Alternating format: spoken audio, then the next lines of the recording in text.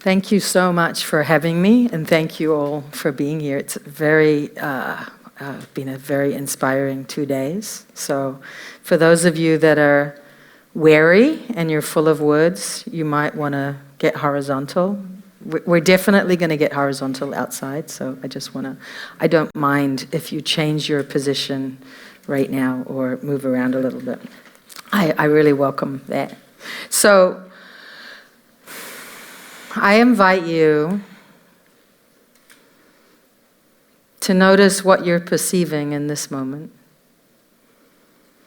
Maybe it's my voice, maybe it's the colors in the space, maybe it's the shape of the tree behind me, maybe it's something else in this space that you're seeing or hearing. Maybe it's the noise even of your own breathing. Maybe it's the taste in your mouth. Maybe it's the feeling of the seat you're sitting on. Can you feel the seat you're sitting on? Is it kind of hard? Yeah? Do you need to shift around a little bit? Maybe it's the feeling of your clothes that you're wearing. So what I would like to do today is take the opportunity for you to play a little bit with your own perception. And before we are able to perceive anything, right, we sense many different things. These senses are coming in. We've spoken a lot about sensing and perceiving for the past 2 days. And I want to really speak to and give value to the possibility that the way we sense and perceive, even the way we speak about sensing and perceiving, is really about all of this. It's not only about what we see and hear, you know that, but really this cultivation, this development of the senses, it's really coming through from what we learnt proprioceptively and kinesthetically. What we are touching, right? All of the textures, this haptic experience we have of the world. So this sensory awareness from all over our body to our nose and mouth, our sense of smell and taste. And then eventually coming into our ears, our stereo, our sense of hearing. And finally, our sense of seeing. This whole process of myelinating our nerve pathways, it happens in an overlapping way, right? But it is a developmental progression that is bringing us all the way up into this thing up here that you know, this cerebellum, this cortex up here. So what about giving value to the stuff that's underneath as a way for us to perceive even more of this more than human world? What if you were with your hand right now just to touch your skin? And if you want, you can close your eyes. You're welcome to be here with your eyes closed or your eyes open. What is it to touch your skin? And what if with these fingers, with this hand, you were able to touch also the bone? Can you feel into the bones inside your hand? What is it to feel bone? Can you do it? It's not right on the surface, but it's right there, right? You can touch skin and you can touch bone. You can differentiate that, right? And can your bone feel you touching it?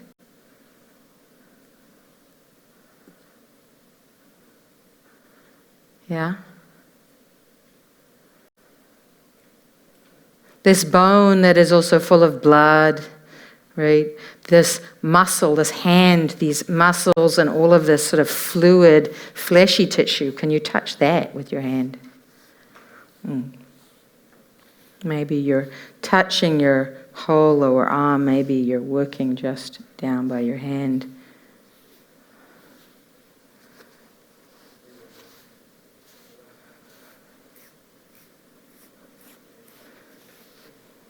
And then what if with this feeling in your arm, you now were to move your two arms and just feel your two arms. Do you feel a difference in your two arms just from doing that tiny little thing? Do you feel a difference? Yeah. Right.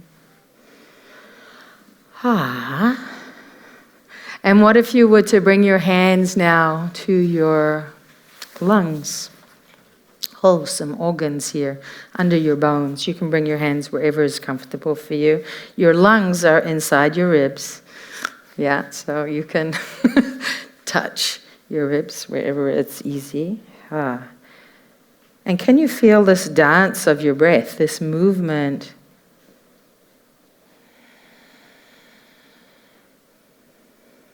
Underneath all of the bones, all of the muscles, the skin, this movement of your lungs inside your torso.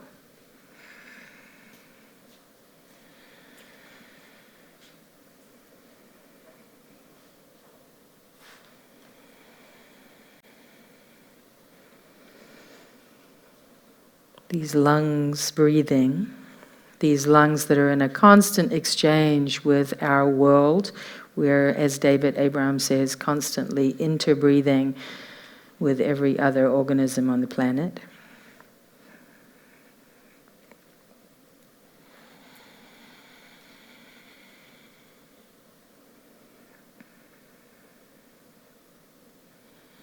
This is already movement. This is already us perceiving ourselves in all of our aliveness.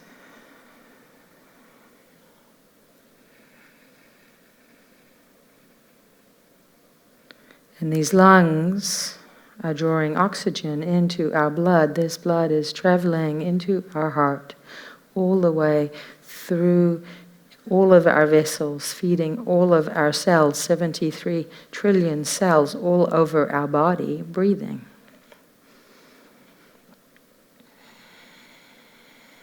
So we're not only in this process of external respiration, but we're in this process of internal respiration. We can send our breath anywhere. There's many ways to breathe.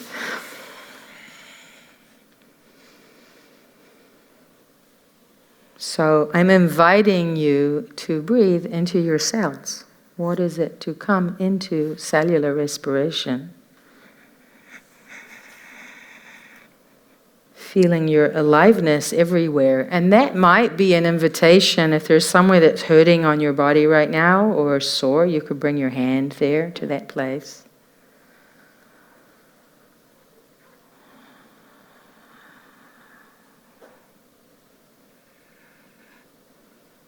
This exchange of circulation moving through, bringing oxygen, picking up carbon dioxide, this exchange, this micro movement, this fluid communication through all of the cells, this aliveness, this micro dance that is unfolding throughout our body.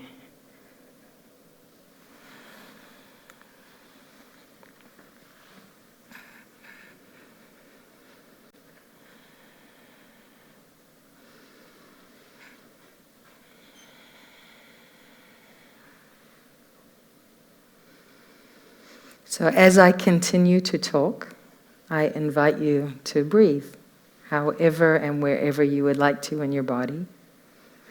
And I would like to share with you I'm not going to talk for a very long time because I'd love us to go out and practice a little bit more outside.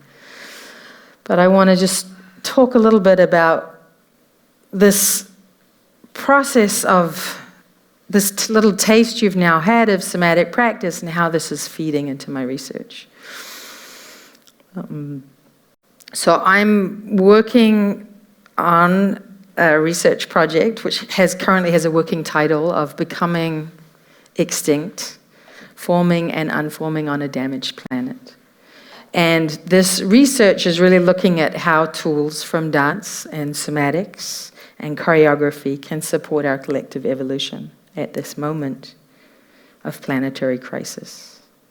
So one of the goals of my research is to explore how information specifically information that is often perceived as being complex or irrelevant or unconscious bodies of knowledge, how we can make them more tangible in the public imagination, to change our embodied subjectivities, to really shift this individualness, this process of separation, this experience we're having of not being able to answer the questions or not being able to find collective agency.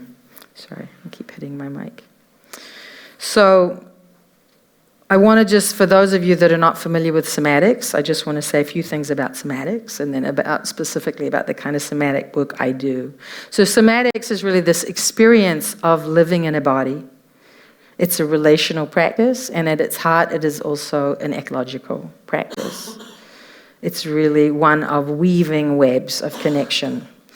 It's an integrated and embodied approach to movement and consciousness, and one that can be practiced by anybody, regardless of their age or their ability, right, or their gender. So the somatics really invites us to slow down, to allow through this this practice of inviting in both anatomical, physiological material, the imagination, into a conversation that allows us to not only have or explore different and other movement potentials, but also really other states of consciousness. So body-mind centering specifically, which is the practice that I'm trained in and work with, is an integrated and embodied approach to movement, the body, and consciousness that was developed by someone called Bonnie Bainbridge Cohen in the 1970s and is sort of cultivated and supported by a large community of practitioners who are working all over the world within this frame of somatic movement therapy. This work is an experiential study based in embodiment and the application of anatomical, physiological, psychophysical, and developmental principles. And it utilizes movement, touch, voice, and mind or consciousness. Its uniqueness lies in the specificity with which each body system can be personally embodied and integrated, the fundamental groundwork of repatterning, and the utilization of body-based language to describe movement and body-mind relationships. It's a creative process in which the embodied material is explored in the context of self-discovery and openness, where each person, each student is both the subject matter, and the underlying goal is to discover the ease that underlies transformation. So some of the kind of key propositions within this practice speak to tools that we have, or let me put that another way. One of the sort of key, I think, propositions within the work is how do we know and understand and perceive the world, not only from what we cognitively interpret, understand, perceive through our nervous system, but actually what do we have on a cellular level? Like, what is our cellular experience of the world? So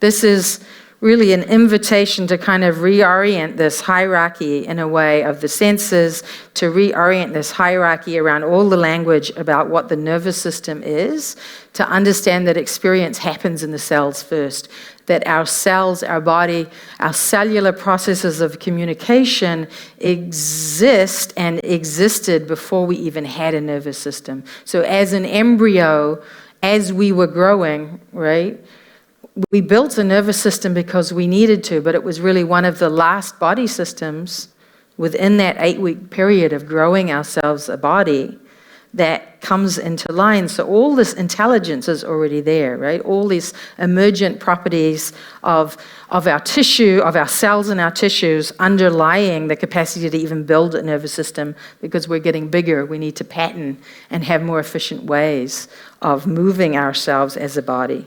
So, or living in the world, right? So this cognitive directing, this brain to cells process is one that I think is really flipped upside down to say, okay, what would cells to brain experience of the world be, right? What is this experiential life that we're living that we're not giving language to? We're not allowing it to kind of seep into the research, the thinking that we're doing. I think it exists. It exists in frames all over the place, but it's not within our scientific discourse. So,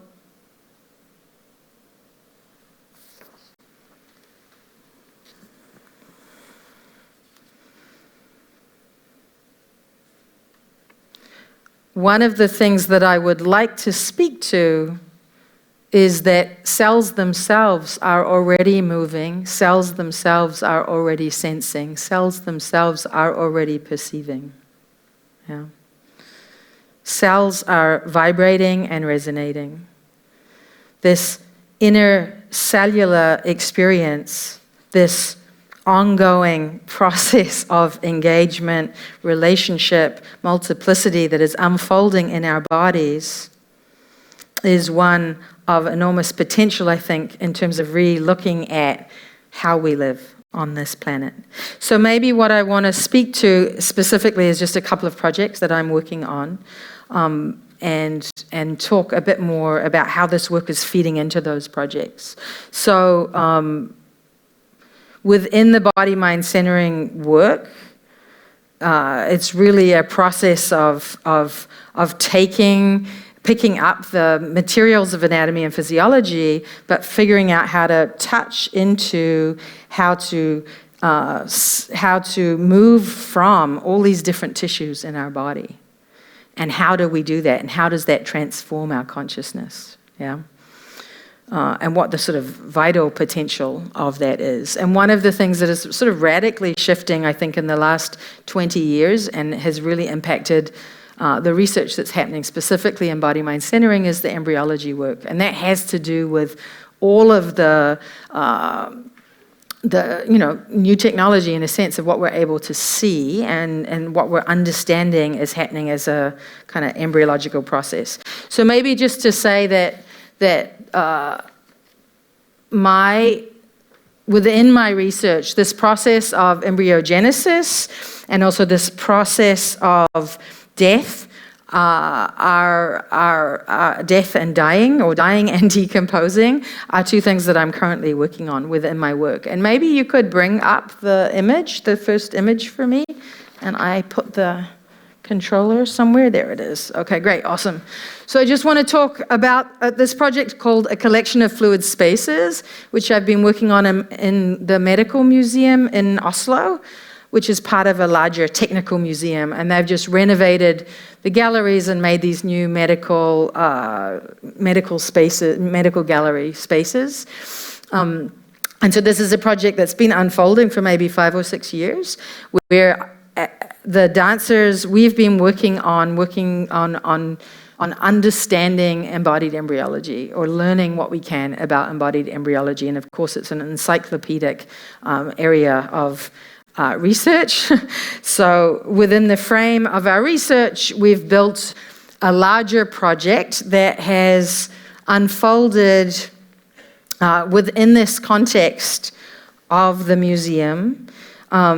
A Collection of Fluid Spaces is a radical embryology laboratory and installation of dance and somatic states that uses touch and movement as a doorway into our embryonic journeys. We reveal some of the morphological patterns of embryogenesis, a surging of forces and forms that continue to shape us. So, embryology, for those of you who don't know, is the description of the individuation process that underlies our coming into form. It's the first 8 weeks from conception until we have fully formed our body and become a fetus. So we transform from a fertilized egg into 2 cells that multiply into a cluster of cells, into fluid-filled spaces to become a complex being. And these fluid spaces and processes underlie our current structure and inform our current state of being. We are in a constant state of becoming. And so this embryology work is really inviting in this ongoing process of our living and of us being in this body every day. So it's very interesting material to work with and to try and really build a performance work around something that's constantly in flux and constantly transforming. When we investigate embryology with somatic tools, we engage our imaginations through physical practice to challenge the predominant medical narratives.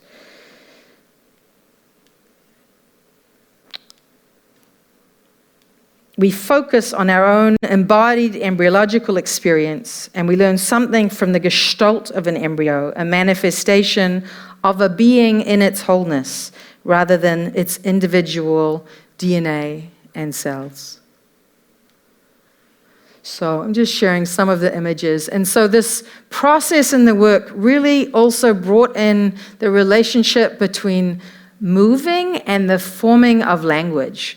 So within the work, there's a lot of complexity or picking up of images, embryological images from textbooks, for example, and then explaining these images and dancing our way or conjuring, using the language to conjure a certain state in our body, or being in the physical state and finding language from the physical state to describe what's happening in our bodies. So I think it really speaks to yesterday, this process of how do we build actually new language? What are the tools and the pathways for finding the articulations, for the spaces in between, for the gaps, for the knowledge we don't yet have words for. So just some images from this work. Very interesting to be in the kind of messy, moving process of a live body in this context of a medical museum, which is full of violence and full of dissections and full of problematic histories, and also full of a lot of information that is to be read. So trying to kind of create another way of being in this space has really been an interesting process. So the work was also surrounded by a series of workshops, as well as conversations with developmental biologist Scott Gilbert, an anthropologist and philosopher Stephanie Consigliere, I think her name is, she's Italian, Konrad Obermeyer, who has access to the embryological archives of Bleichschmidt. He's a movement researcher. So trying to figure out ways of making this material accessible to lots of different kinds of people, but also within its complexity, somehow also producing a kind of critical artwork. And then this brings me to ecosomatics, to the other end, to this process of dying and decomposing. So what is ecosomatics and what does it afford? So this process of, I think, building somatic frameworks to also work outside. What is this rewilding of ourselves? What is this opportunity to build and rebuild our relational field with the more than human world? To include all the bacteria and the fungi and the viruses, our own microbiome, right? This is like, my body is my 73 trillion cells, but it's also all these other beings. I'm already a host. I'm already an ecosystem. So I can be here in this environment, but I also can acknowledge that I'm also hosting, and how do I want to take care of my microbiome or all these other beings that I live with. So feeling into these symbiotic relationships, feeling into these multiplicities of who we are, right? And allowing this work to also, the somatic investigation of our bodies to unfold in these different ecosystems and these different environments, to open up our sensory and perceptual kind of capacities in order to understand we're not alone. We're sitting in chairs right now. We talked about this also yesterday, this sagittal life that we live. We're here, but what about here and here? And what about here? And what about here? And what if I was to do my whole presentation from here lying on my back? Like, these are all behavioral possibilities we have. And it's not me just being problematic or badly behaved, right? Like, these normative setups that we have, they're functional, they're there for a reason. It's great that my head is here and these sensory organs are all up here and not down by the ground, but that's, you know, therefore allowing me a certain kind of living. But I can also, even in this body, you know, I can also do other things and behave in other ways, right? So this work, Resisting Extinction, we've been playing with in Norway, and we started working during the pandemic when we were supposed to be at home alone. We started meeting in the forest and working. The work is also has now toured also to Sweden and to Aotearoa, to New Zealand, which is where I'm from. And we're really trying to cultivate space in this work to ask the question, how do you feel right now? Or to allow the feelings to come into the space of the work, and to try and figure out ways of metabolizing those feelings. Sometimes we succeed, sometimes we fail. The work is a series of one-on-one sensorial weather walks through the environment. This is up in Hammerfest in November.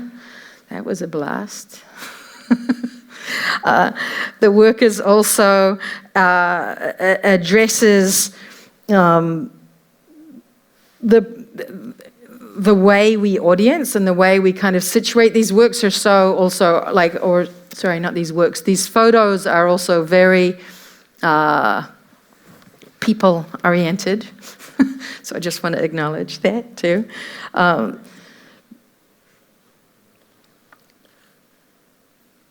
The work unfolds in 3 sections, and I don't want to talk about it too much because we're actually performing it here on the 25th to the 28th of May. So also if you're interested in coming and checking it out, we're working in Merimetsa in the park, and Tansraum is presenting the work. How do I say that properly? Sorry.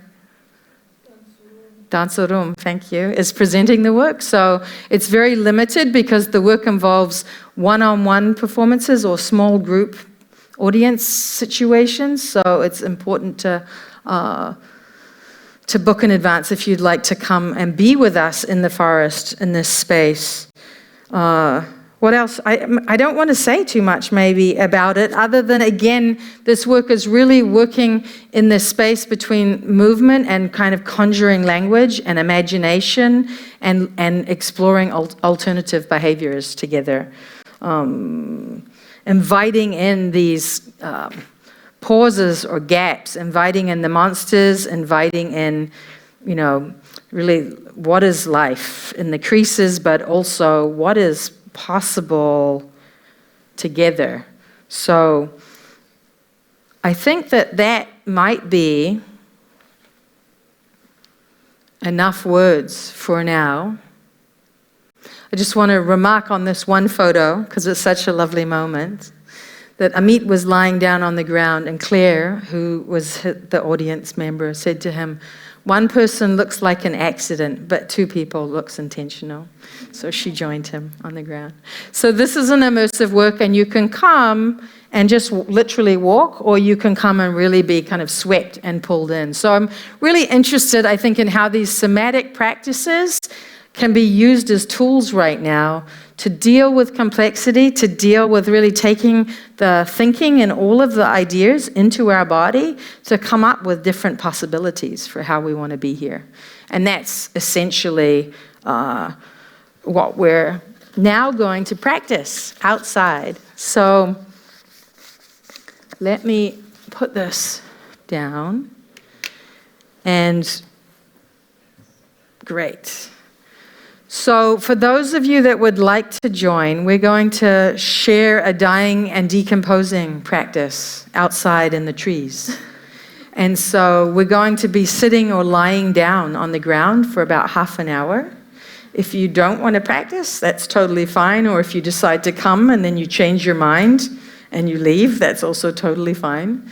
I'm going to walk out this door right here. You're welcome to join me or to get your coat and come around and meet me outside. But take something warm with you because it's just starting to get a little cooler out there. So thank you. Yes, thank you.